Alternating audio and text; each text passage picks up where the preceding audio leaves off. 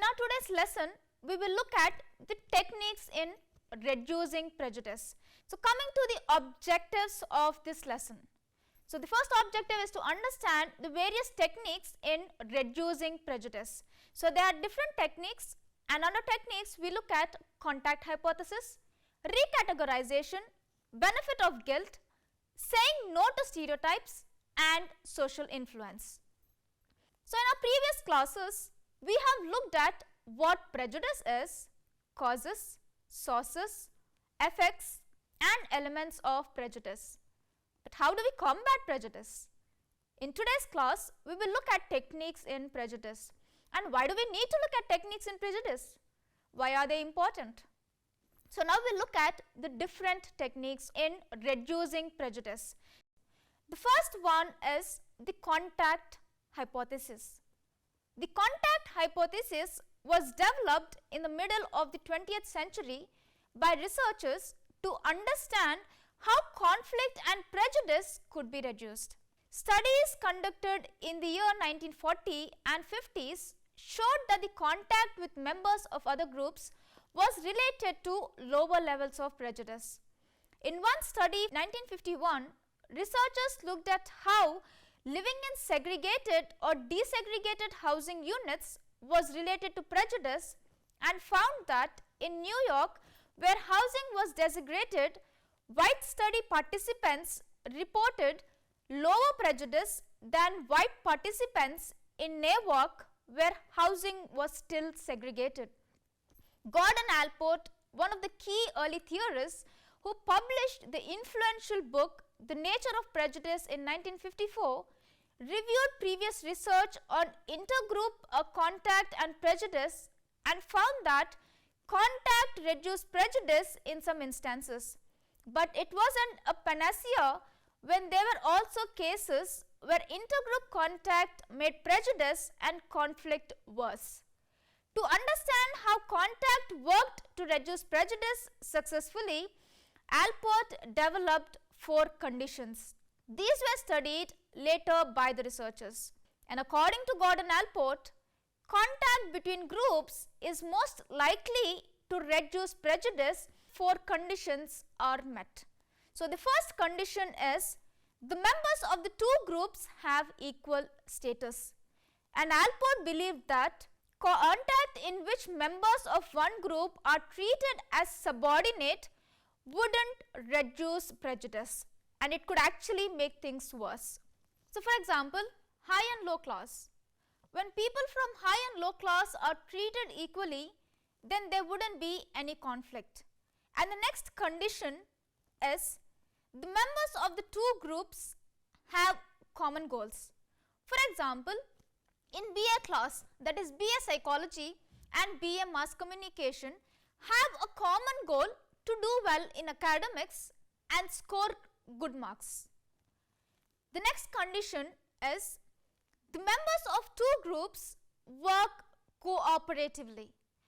Allport wrote that only the type of contact that leads to people to do things together is likely to result in changed attitude. For example, limited resources can make an individual to work together, like we see in the robbers cave experiment. When resources were limited, people tend to come together and work for the goal. And the next condition is there is institutional support for the contact. For example, if the group leaders or authority figures support the contact between groups. According to Pettigrew, in the year 1997, increased contact between various groups can reduce prejudice between them. If the groups are met on a regular basis, there would be a possibility of acceptance, recognition, and esteem. The similarities between the groups would help in growing and developing together. And research conducted by Van Dyck and others in the year 2004 has found that linguistic groups throughout Europe had increased cooperation and favored by the group reduced prejudice. And according to 𝗧𝗧𝗧, in the year 2007, People who were friends with homosexuals or heterosexuals were found to have developed a more favorable attitude, less anxiety in their interactions, and closeness towards gay men and others. Psychologist John Dovidio and his colleagues found that contact may reduce prejudice because it changes how we categorize others. One effect of contact is decategorization. That means which involves seeing someone as an individual rather than as a member of their group. Another outcome of contact can be recategorization, in which people no longer see someone as a part of a group that they are in conflict with, but rather as a member of a larger shared group. The contact hypothesis was used to show how desecration would increase the self-esteem of racial minorities and decrease the prejudice of whites. Unfortunately, studies of the effects of school desegregation have not always produced encouraging findings.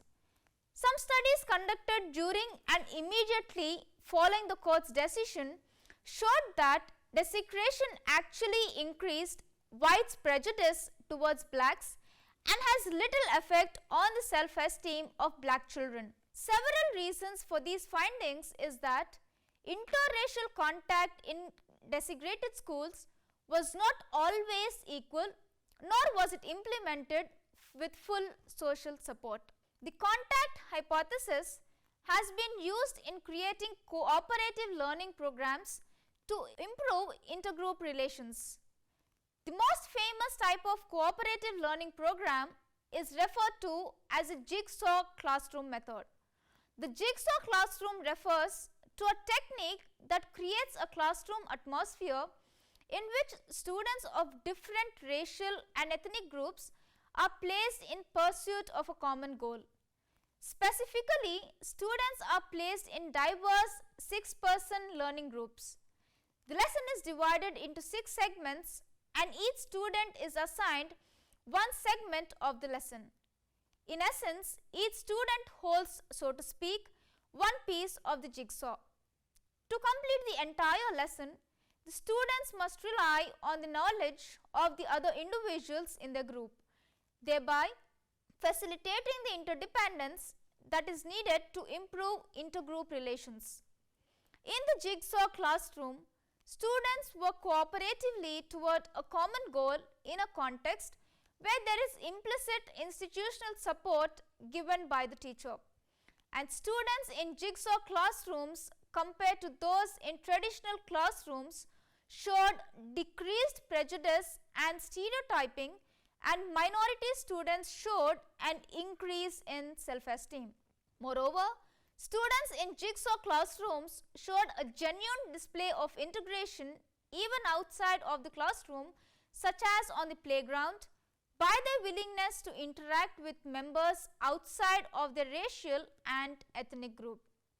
The next technique in reducing prejudice is recategorization.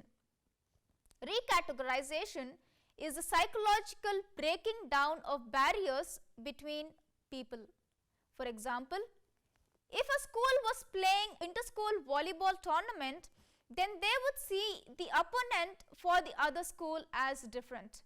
But when the players are selected from different schools to play for a particular state, then instead of looking at people from different schools, they would see them as similar to them as they are playing together. This shift from different to similar is called recategorization.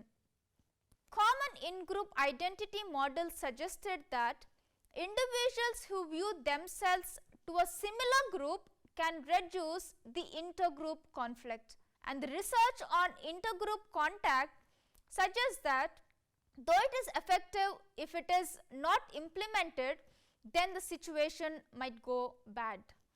Jason Nair and his colleagues in the year 2001 found that wearing a same hat as those of the same team members at a football match had gained more acceptance than being in the group. John, Samuel and others in the year 2002 worked on the recategorization model by investigating the effects of recategorization on intergroup behavior, specifically helping and self-disclosure as well as evaluation. Participants first worked as members of 2-3 person groups, and then the two groups interacted under conditions designed to enhance a two-group representation or recategorization with an inclusive one-group representation. As expected, manipulation of the intergroup contact situation that created stronger impressions of one group reduced intergroup bias in evaluation, self-disclosure and helping. Furthermore, ratings of the extent to which the 6 participants felt like one group mediated the reduction in bias, particularly for evaluative bias. Conditions facilitating the generalization of the benefits of recategorization to group members not present and to the other groups were also considered. And benefits of recategorization are not just confined to laboratory settings, but they also appear in our everyday interactions with other people. The next technique of reducing prejudice is benefits of guilt. When people are challenged about their views and behavior, it can lead to the individual feeling guilty for not living up to their personal standards. According to Powell, Smith and others in the year 2005, collective guilt can reduce prejudice. In simple terms, guilt is an individual's response to doing something wrong. And according to Willard Gallen, guilt is the emotion that shapes so much of one's goodness and generosity. It signals an individual when they have transgressed from codes of behavior that they personally want to sustain. Feeling guilty informs an individual that they have failed their own ideals. And researchers found that framing inequality as reflecting as white advantage increased collective guilt and reduced racism. For example, copying in exam. When one student is caught and reprimanded for copying in exam, others also tend to learn a lesson. But if the whole class is caught copying in the exam, the class would be scolded, and that leads to reflecting as to what made them to commit this act and not to repeat next time. Iyer and others in the year 2003 studied guilt as a response to a group-based advantage. Consistent with its conceptualization as a self-focused emotion, white guilt was based in self-focused beliefs in racial inequality. The findings demonstrated that the benefits and limits of group-based guilt as a basis of support for social equality and highlight the value of understanding the specific emotions elicited in intergroup contexts. In a study conducted by Dennis Regan and his colleagues in the year 1972, students were led to believe that they had broken another person's camera, which in turn made them feel guilty. Then another person presented a need for help. As predicted, the students who were feeling guilty were more likely to help the second person than were those who were not feeling guilty. Thus, participants who unintentionally harmed one person ended up being more helpful to another person who had nothing to do with the original source of the guilt. This situation illustrated the function of guilt, which is an individual tends to feel guilty when he or she thinks that he or she has harmed the relationships with others, and the guilt reminds that they need to work to repair these transgressions. Advertisers sometimes tend to invoke guilt to get people to contribute to charitable causes. This approach is particularly effective when people feel that they are able to engage in the necessary helping. The next technique in reducing prejudice is saying no to stereotypes. Researchers conducted an experiment among two groups to study the effects of saying no to stereotypes. The participants were shown photographs of white and blacks with respective stereotyped words like ambitious or uptight for white and athletic and poor for blacks, and were asked to respond by saying yes and no. It was found that stereotypes can be reduced through negation training. According to Myers, in the year 2010, repeatedly pairing an external attribution for a negative behavior can reduce racial stereotyping. According to 𝗂𝗶𝗄 and others in the year 2000, have conducted a study to examine the effect of training in negation stereotype associations on stereotype activation. And across the 3 studies, participants received practice in negating stereotypes related to skinhead and racial categories. The subsequent automatic activation of stereotypes were measured using either a primed Stroop task or through a person's categorization task. The results demonstrated that when receiving no training or training in a non-target category stereotype, participants exhibited spontaneous stereotype activation. After receiving an extensive amount of training related to a specific category, participants demonstrated a reduced stereotype activation. The results from the training task provided further evidence for the impact of practice on participants' proficiency in negating stereotypes. Brandon, Kopp and others in the year 2016 have conducted a study to compare the effectiveness of meaningful negation, that's wrong, and simple negation, no, to alter automatic prejudice. Participants were trained to negate prejudice consistent or prejudice inconsistent information using either simple or meaningful negation, and completed an evaluative priming measure of racial prejudice before and after training. The present research suggested that negation can be effective when the negation is meaningful, contrary to the research suggesting that the negation training as an ineffective means to reduce automatic racial prejudice. 𝗧𝗦𝗔𝗧 𝗧𝗏 in the year 2007 conducted a study which focused on the role of media in facilitating and inhibiting the accessibility of stereotypes primed by race-related news stories. It examined experimentally the effects of 2 strategies for reducing stereotype accessibility: an audience-centered approach that explicitly instructed audience to be critical media consumers, which is a goal of media literacy training, and a message-centered approach using stereotype disconfirming counter-stereotypical news stories.